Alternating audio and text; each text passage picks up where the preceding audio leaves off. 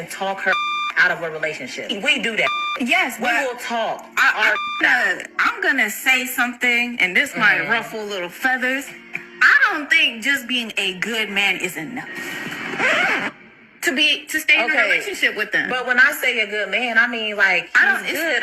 That means all around. That means himself, spiritually, mentally, physically. That's great. Healthily, like he's a good man. That doesn't mean that he's the man for you. And maybe when you're going through these motions of getting to know him, you're realizing, okay, he's a great person, but honestly, I don't fuck with his humor. Like, he could be funny, but he's not funny to me. And that's why a lot of modern women are getting 40 with 4 cats. You need help. Why? And no man, because he's a good man, but because he's not funny, you gotta throw that out. So I saw this when I was scrolling, and I have to say, this conversation, I would have loved to see the full thing. I didn't see the full thing. So first, I want to go for my girl with the glasses. She just put her right in check. She like, that's why y'all can't have no man. Like, simple as that. That's why y'all don't have no man, because you want to hee ha ha all the time. You worry because he don't tickle your funny bone, but he checks off all the other boxes of what will make him a good leader and what will make him a good man. And y'all be complaining about that. The reason why a lot of women are single is because most of the time, a lot of these women, they don't even know what makes them happy. They don't know. They can't even be trusted to make themselves happy. They don't know what it takes to make them happy. They be miserable for no reason. They are relying on somebody else to fulfill their happiness, to make them feel whole, to make them feel accepted, to give them all the things that they were lacking from their childhood, to give them direction. They are asking for somebody to come in and literally play every single role to make them feel how they should feel. In the minute that somebody cannot do that, they're upset with them. They grudge them. They hold resentment towards them because you're supposed to heal all my traumas. You're supposed to make me feel whole, not realizing that to get into a relationship, you have to first of all be whole. You have to be whole. People talk about 50-50 when it comes to paying bills. But when you come to a relationship, you need to be 100% a person and have that person be 100% of a person so that the two of y'all can be 200s together. A lot of women aren't doing that. Another reason is that a lot of women are extremely immature. You notice how I said a lot and not all, because I know how y'all be doing in my comment section. A lot of women are extremely immature. They be looking at what made them tingle and what made them kick, what made them feel some type of way from when they were in high school. And then they grow up and then they're grown women and they still want a guy to fulfill those desires that they had when they were 16, 17. Okay, the guy who's so cool and funny and hee hee ha ha, the guy who, could stay up with you all night and could take you out and could do all these things, is he a good leader? Can you trust his provision?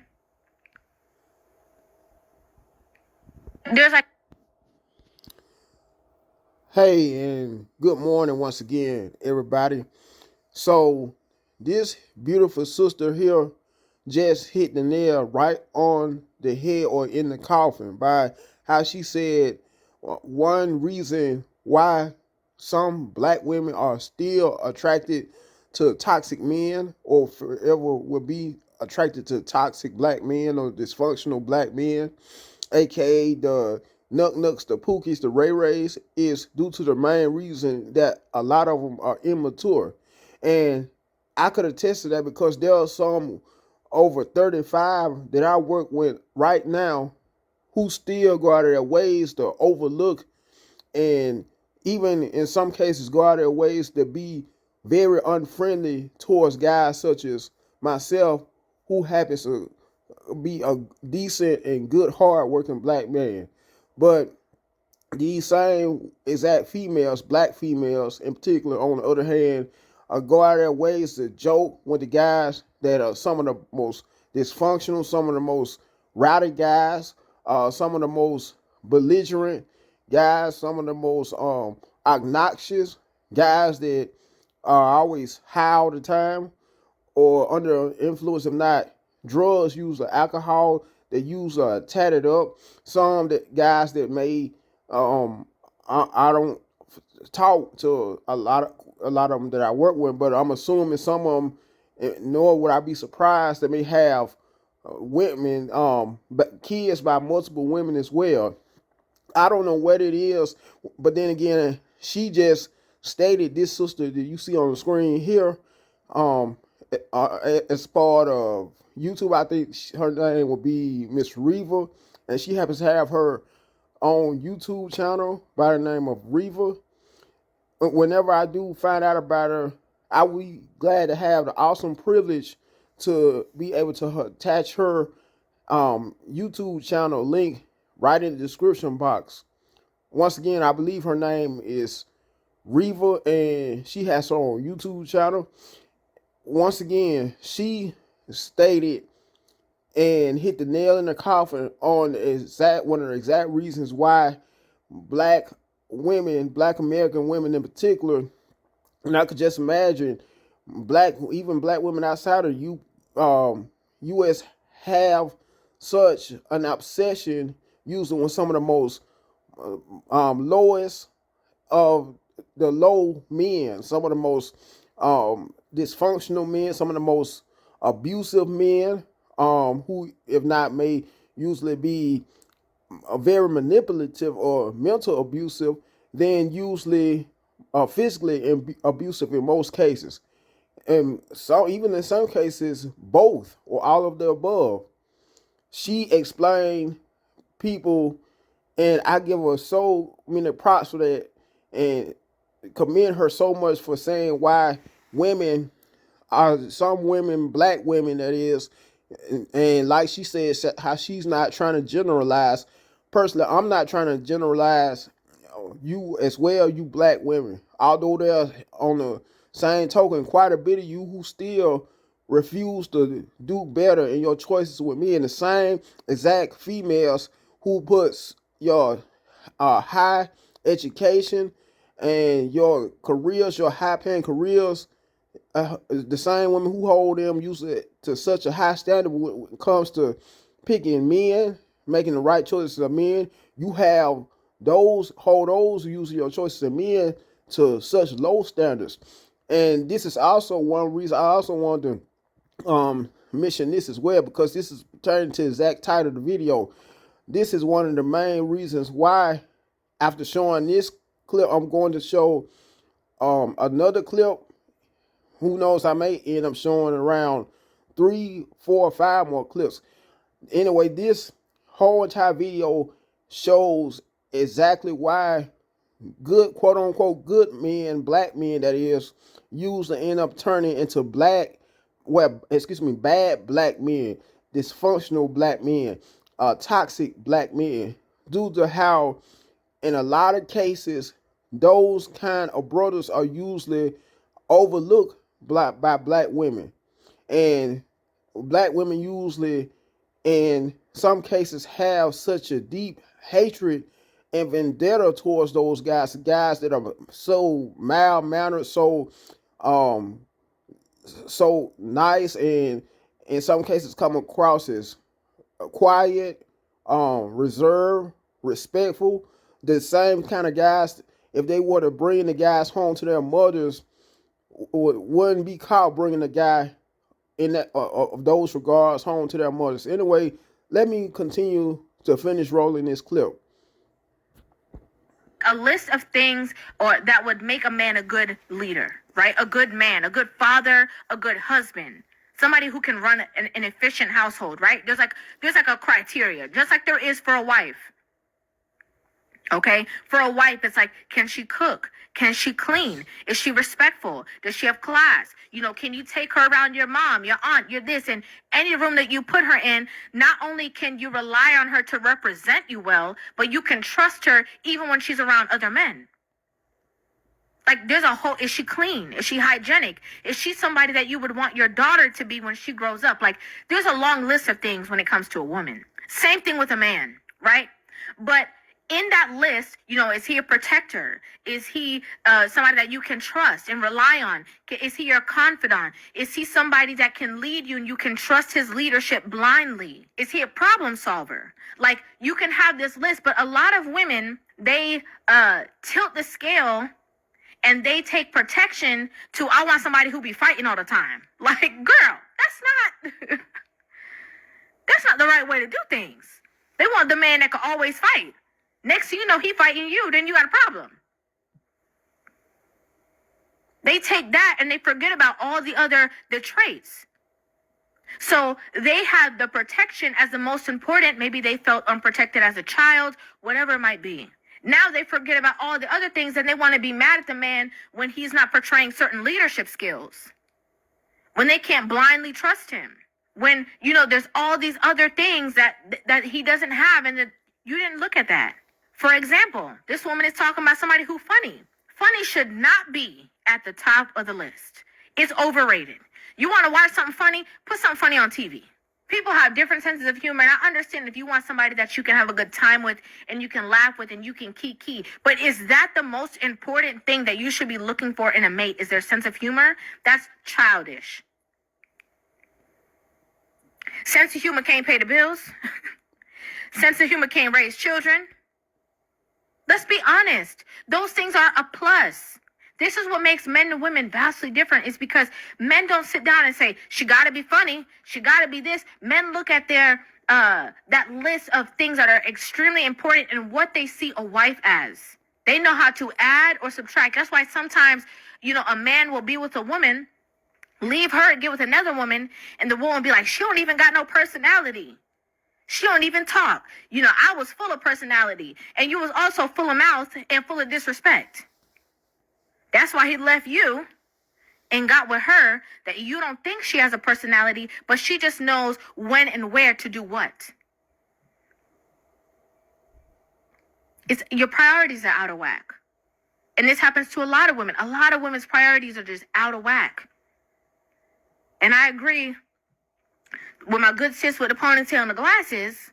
Like, this why y'all be having cats and don't have no man, because you be waiting for the perfect person that can check off every single box. And some of y'all just be waiting in vain. Bob Marley said, I don't want to wait in vain. A lot of y'all be waiting right in vain for the man who don't come. Because I have respect for women, ultra respect for women. But then, like, I was liking this girl in Tam, and I'm extra nice, extra gentleman. I'm extra just like, oh, you're beautiful and you deserve the best. And she told me I was too nice. Okay, welcome back once again, ladies and gentlemen.